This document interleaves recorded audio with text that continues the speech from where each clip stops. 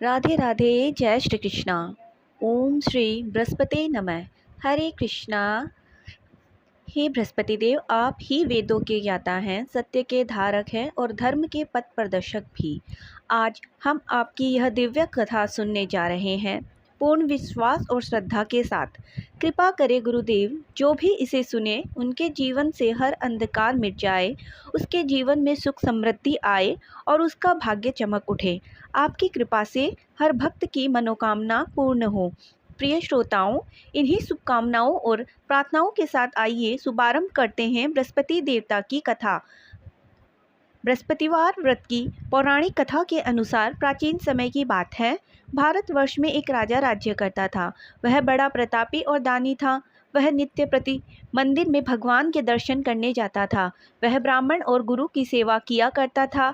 उसके द्वार से कोई भी याचक निराश होकर नहीं लौटता था। वह प्रत्येक गुरुवार को व्रत रखता और पूजन भी करता था।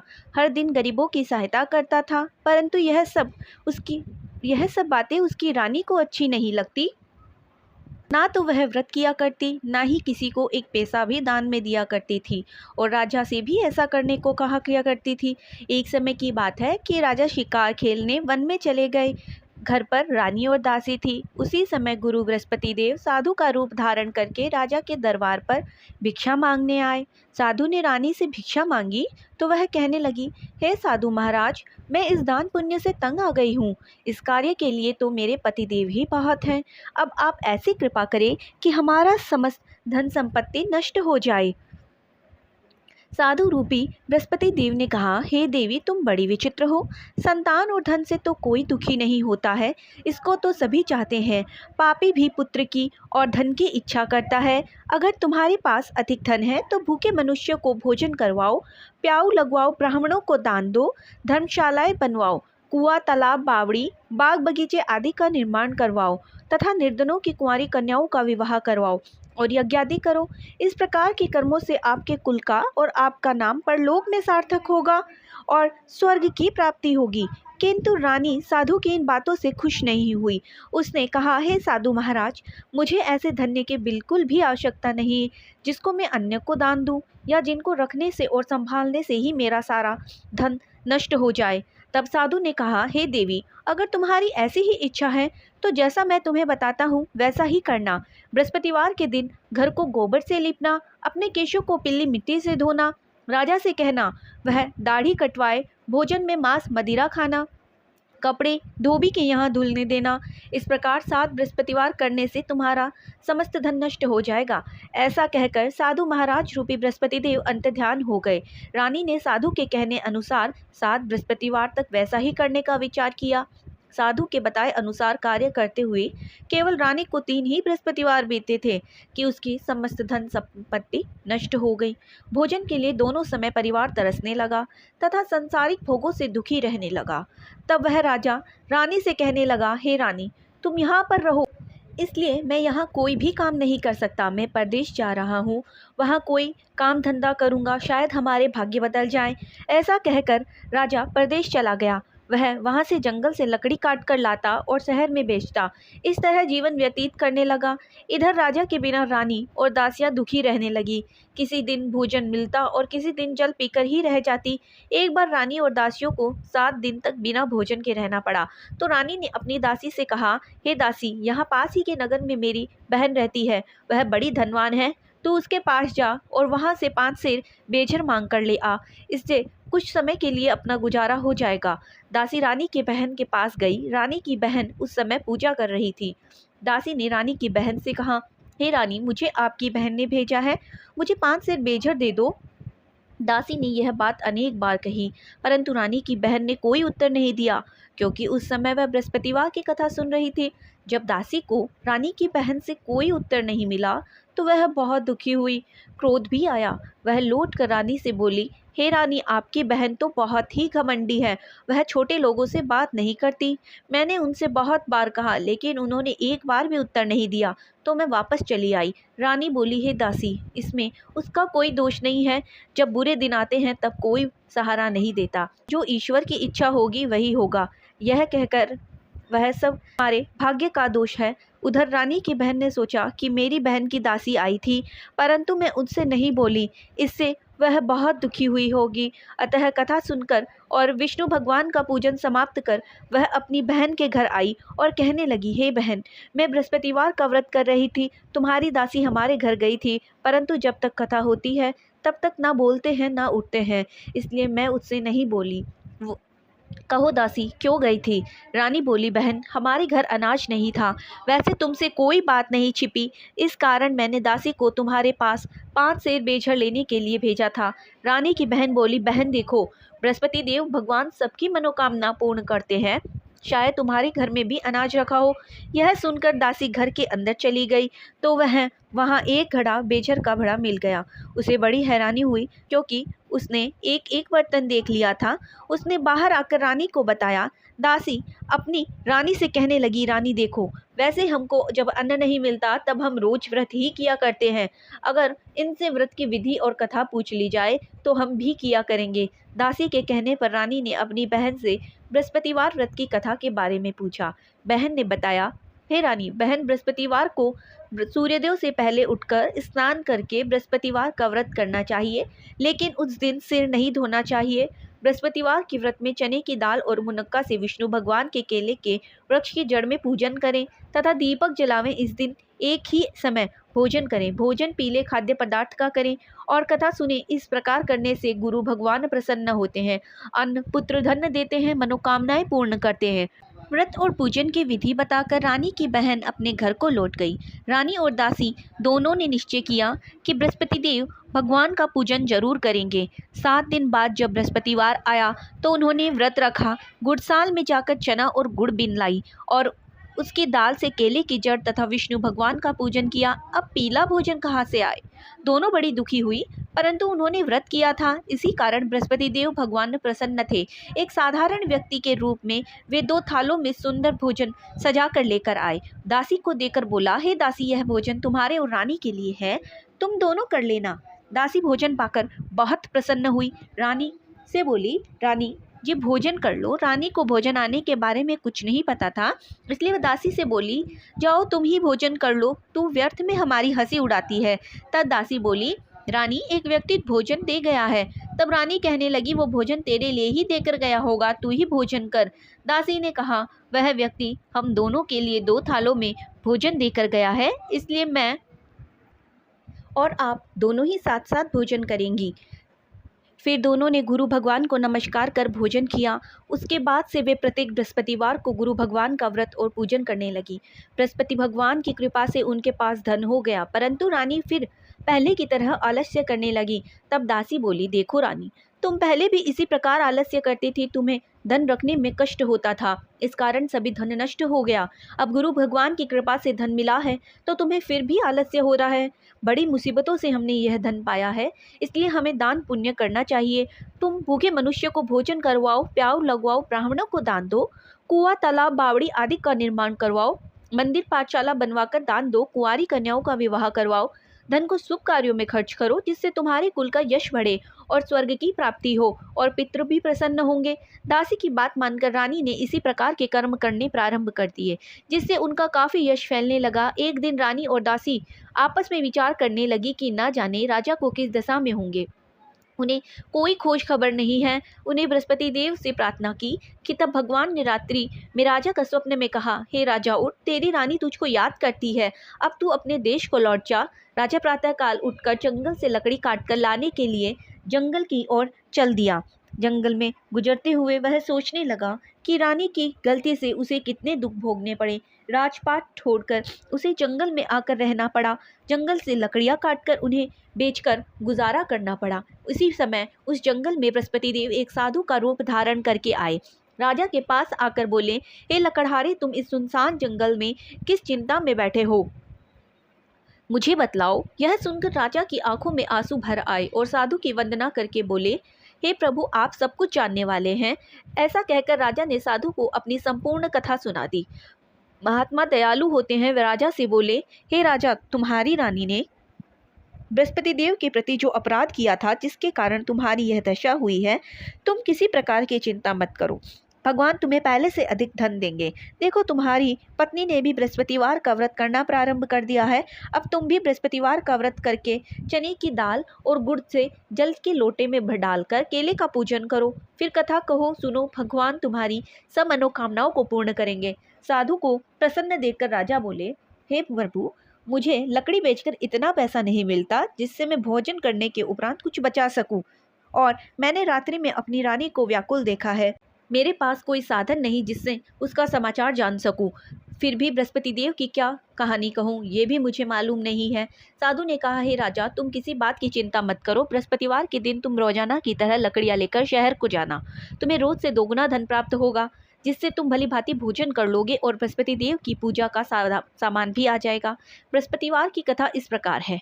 प्राचीन काल में एक बहुत ही निर्धन ब्राह्मण था। उसके कोई संतान नहीं थी। वह नित्य प्रतिदिन पूजा पाठ किया करता, परंतु उसकी पत्नी बहुत मलिनता के साथ रहती थी। वह न तो स्नान करती और न ही किसी देवता का पूजन करती थी। प्रातःकाल उठते ही अन्य कार्य से पहले भोजन करती, बाद में कोई कार्य करती। ब्राह्मण देवता बहुत दुखी रहते थे। पत्नी को बहुत समझाते, किंतु कोई परिणाम नहीं निकलता। भगवान की कृपा से ब्राह्मण की पत्नी के कन्या उत्पन्न हुई। वह कन्या अपने पिता के घर बड़ी होने लगी। वह बालिका प्रातः स्नान करके वह बचपन से ही बृहस्पतिवार का व्रत भी करने लगी। पूजा पाठ समाप्त कर स्कूल जाती तो अपनी मुट्ठी में जौ भर ली जाती और पाठशाला जाने के मार्ग में डाल दी जाती। वही जो सोने के हो जाते तो लौटते समय उनको बीन कर घर ले आती। एक दिन वह बालिका सूप में उन सोने के जौ को फटक कर साफ कर रही थी। तभी उसकी माँ ने देख लिया और कहने लगी, बेटी, सोने के जौ को फटकने के लिए सोने का सूप भी होना चाहिए। दूसरे दिन गुरुवार का दिन था।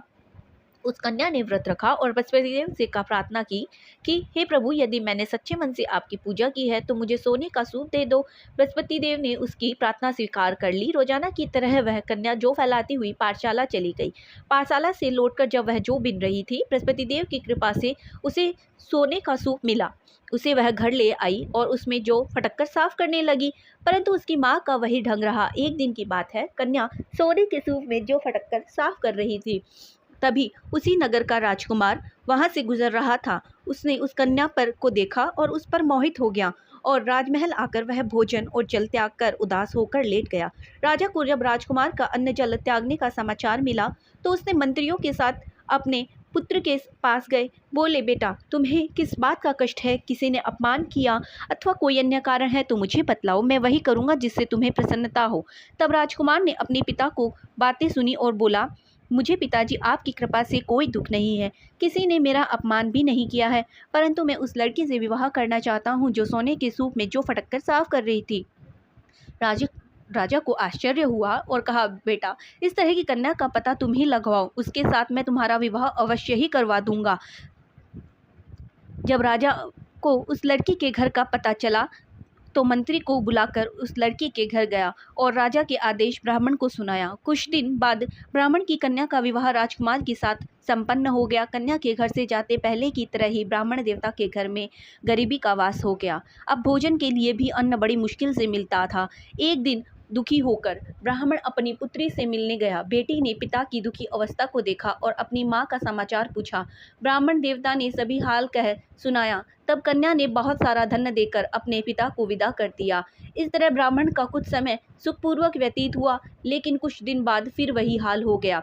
ब्राह्मण फिर अपनी कन्या के यहाँ गया और सभी हाल कहा तो पुत्री कहने लगी, पिताजी, अब माता जी को बुला लाइए, मैं उन्हें वह विधि बता दूंगी जिससे गरीबी दूर होती है। ब्राह्मण देवता अपनी पत्नी को साथ लेकर अपनी पुत्री के पास राजमहल में पहुंचे तो पुत्री अपनी माँ को समझाने लगी, माँ, प्रातः तुम उठकर प्रथम स्नानादि करके विष्णु भगवान का पूजन करो तो सभी दरिद्रता दूर हो जाएगी।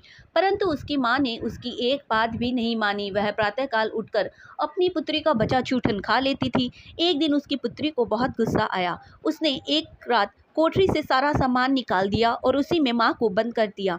प्रातः उसने उसमें से अपनी माँ को निकाला, स्नानादि करा के पूजा पाठ कराया तो उसकी माँ की बुद्धि ठीक हो गई। इसके बाद वह नित्य नियम पूजा पाठ करती और प्रति बृहस्पतिवार का व्रत भी करने लगी। इस व्रत के पुण्य प्रभाव से उसकी माँ भी बहुत धनवान हो गई और बृहस्पति देवता के प्रभाव से स्वर्ग को गई। वह ब्राह्मण भी सुखपूर्वक इस लोक का सुख भोग कर स्वर्ग को प्राप्त हुआ। इस तरह कहानी कहकर साधु महाराज वहाँ से लोभ हो गए। धीरे धीरे समय व्यतीत होने लगा। फिर बृहस्पतिवार का दिन आया। राजा जंगल में लकड़ी काटकर किसी शहर में बेचने गए। उसी दिन उसे औरों दिन से अधिक धन मिला। राजा ने चना गुड़ आदि लाकर बृहस्पतिवार का व्रत किया। उस दिन से उसके सभी क्लेश दूर हो गए। परंतु अब अगला गुरुवार का दिन आया तो बृहस्पतिवार का व्रत करना भूल गया।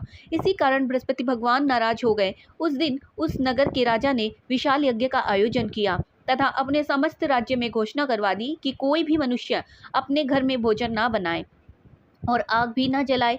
समस्त जनता मेरे यहाँ भोजन करने आए और इस आज्ञा को जो नहीं मानेगा उसे फांसी की सजा दी जाएगी। राजा की आज्ञा के अनुसार राज्य के सभी निवासी राजा के भोज में सम्मिलित हुए। परंतु लकड़हारा कुछ देर से पहुंचा, इसलिए राजा उसको साथ अपने महल में ले आया। लकड़हारी को भोजन करा रही थे कि तभी रानी की दृष्टि उस खूंटी पर पड़ी जिस पर उसका हार लटका हुआ था। उसे हार खूंटी पर लटका दिखाई नहीं दिया। रानी को निश्चय हो गया कि मेरा हार इस लकड़हारे ने ही चुरा लिया है। उसी समय सैनिक बुलवाकर उसको कैदखाने में डलवा दिया। जब लकड़हारा कारागार में पड़ा था तो उस बहुत दुखी होकर विचार करने लगा कि न जाने कौन से पूर्व जन्म के कर्म से मुझे यह दुख प्राप्त हुआ है, और उसी साधु को याद करने लगा जो जंगल में मिला था। तत्काल बृहस्पति देव साधु के रूप में प्रकट हो गए और उसकी दशा को देखकर कहने लगे, अरे मूर्ख, तूने बृहस्पति देव की कथा नहीं कही, इसी कारण तुम्हें यह दुख प्राप्त हुआ है। अब चिंता मत कर, इस बृहस्पतिवार के दिन कारागार के दरवाजे पर 4 पैसे पड़े मिलेंगे, जिससे तू बृहस्पति देव की पूजा करना तो तेरे सभी कष्ट दूर हो जाएंगे। अगले बृहस्पतिवार से उसे कारागार के दरवाजे पर 4 पैसे मिले। राजा ने पूजा का सामान मंगवाकर कथा कही और प्रसाद बांटा। उसी रात्रि को बृहस्पति देव ने उस नगर के राजा के स्वप्न में कहा, हे राजा उठ, तूने जिस आदमी को कारागार में बंद कर दिया है वह निर्दोष है, वह राजा है, उसे छोड़ देना। रानी का हार उसी खूंटी पर लटका है। अगर तू ऐसा नहीं करेगा तो मैं तेरे समस्त राज्य को नष्ट कर दूंगा। राज्य प्रातःकाल उठा और खूंटी पर हार टंगा देखकर लकड़हारे को बुलाकर क्षमा मांगी तथा राजा के योग्य सुंदर वस्त्र आभूषण भेंट कर उसे विदा किया। गुरुदेव की आज्ञा अनुसार अब राजा अपने नगर को चल दिया। राजा जब नगर के निकट पहुंचा तो उसे बड़ा ही आश्चर्य हुआ। नगर में पहले से अधिक बाग, तालाब और कुएं थे और बहुत सी धर्मशालाएं आदि मंदिर बने हुए थे। राजा ने पूछा कि यह किसका बाग और धर्मशाला है। तब नगर के सब लोग कहने लगे, यह सब रानी द्वारा और दासी द्वारा बनाए गए हैं। राजा को आश्चर्य हुआ और गुस्सा भी आया। जब रानी ने खबर सुनी कि राजा आ रहे हैं तो उसने अपनी दासी से कहा, देख दासी, राजा अपन को कितनी बुरी हालत में छोड़ गए थे, कहीं हमारी ऐसी हालत देखकर कहीं लौट न जाए, इसलिए तू दरवाजे पर खड़ी हो जा। रानी की आज्ञा अनुसार दासी दरवाजे पर खड़ी हो गई और जब राजा आए तो उन्हें साथ अपने महल में ले आई। तब राजा ने क्रोध करके अपनी तलवार निकाली और पूछने लगा, बताओ यह धन तुम्हें कैसे प्राप्त हुआ है। तब रानी ने बताया, हमें यह सब बृहस्पति देव के व्रत के प्रभाव से प्राप्त हुआ है। राजा ने तब निश्चय किया कि 7 रोज बाद तो सभी बृहस्पति देव का पूजन करते हैं, परंतु मैं रोजाना दिन में 3 बार कथा कहा करूंगा तथा रोज व्रत किया करूंगा। अगर हर समय राजा के दुपट्टे से चने की दाल बंधी रहती थी, दिन में 3 बार कथा कहता। और एक दिन राजा ने विचार किया कि चलो अपनी बहन के यहाँ हो आते हैं। निश्चय कर राजा ने अपने घोड़े पर सवार होकर अपनी बहन के यहाँ चल दिया। रास्ते में उसने देखा कि कुछ आदमी एक मुर्दे को लिए जा रहे हैं। उन्हें रोक कर वह राजा बोला, भाइयों मेरी कथा सुन लो। तो बोले, लो हमारा तो आदमी मर गया है, इसको अपनी कथा की पड़ी है। परंतु कुछ आदमी बोले, अच्छा कहो, हम तुम्हारी कथा भी सुनेंगे। राजा ने दाल निकाली और कथा कही। जब कथा आधी हुई तो मुर्दा हिलने लगा और जब कथा समाप्त हुई तो मुर्दा राम राम कहकर खड़ा हो गया। राजा आगे बढ़ा, उसे चलते चलते शाम हो गई। आगे मार्ग में उसे किसान खेत में हल चलाता हुआ मिला। उसने बोला, भाई मेरी कथा सुन लो। तब किसान बोला, जब तक मैं तेरी कथा सुनूंगा तब तक 4 हरैया जोत लूंगा, जा अपनी कथा किसी और को सुनाना। राजा आगे चलने लगा। राजा के हटते ही वहाँ बैल पछाड़ खाकर गिर गया और किसान के पेट में बहुत जोर से दर्द होने लगा। उसी समय किसान की माँ रोटी लेकर आई। उसने जब यह सब देखा तो पुत्र से सभी हाल पूछे। बेटे ने सभी हाल बताया तो रानी बुढ़िया दौड़ी दौड़ी उस घुड़सवार के पास गई और कहने लगी, मैं तेरी कथा सुनूंगी, तू तेरी कथा मेरे खेत में ही चलकर कहना। खेत पर आकर राजा ने कथा कही। सुनते ही बैल खड़े हो गए और किसान के पेट का दर्द भी ठीक हो गया। अब राजा ने अपनी बहन के घर पहुंच गया।